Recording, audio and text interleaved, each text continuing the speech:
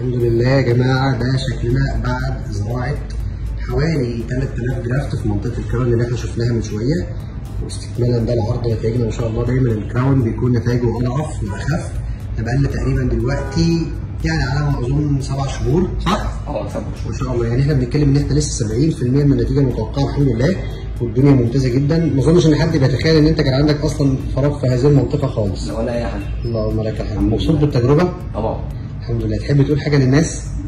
يعني اي واحد بيفكر انه يعمل التجربه ديت يزرع شعر والكلام ده كله ما يترددش يجي هنا على طول. ربنا يبارك في حضرتك وشكرا جدا على التجربه معانا.